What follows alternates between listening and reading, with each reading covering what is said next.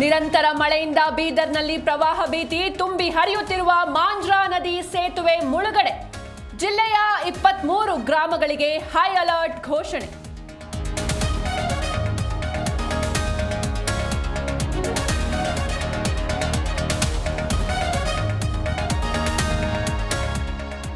ಹೆಣ್ಣಿಗೆ ಯಾವ ಹುಚ್ಚು ಹಿಡಿದ್ರೂ ತಪ್ಪಿಸಬಹುದು, ಆದ್ರೆ ಎಂಎಲ್ಎ ಆಗುವ ಹುಚ್ಚು ಹಿಡಿದ್ರೆ ತಪ್ಪಿಸೋಕೆ ಆಗಲ್ಲ. ಕುಸುಮಾಗೆ ಟಾಂಗ್ ಕೊಟ್ಟ ಶಾಸಕ ಮುನಿರತ್ನ.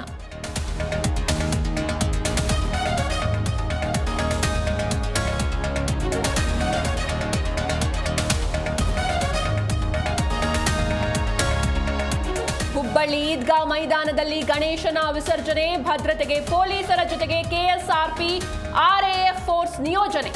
ಅಹಿತಕರ ಘಟನೆಗಳು ನಡೆಯದಂತೆ ಹೈ ಸೆಕ್ಯೂರಿಟಿ.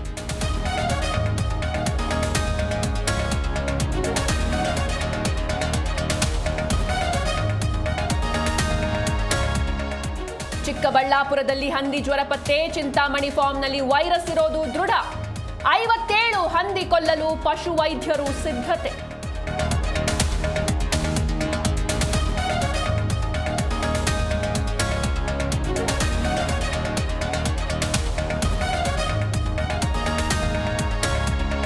ರಾಜ್ಯದಲ್ಲಿ ಹೃದಯಾಘಾತಕ್ಕೆ 2 ಬಲಿ, ಚಾಮರಾಜನಗರದಲ್ಲಿ ಹಾರ್ಟ್ ಅಟ್ಯಾಕ್ಗೆ ಬಾಲಕ ಸಾವು.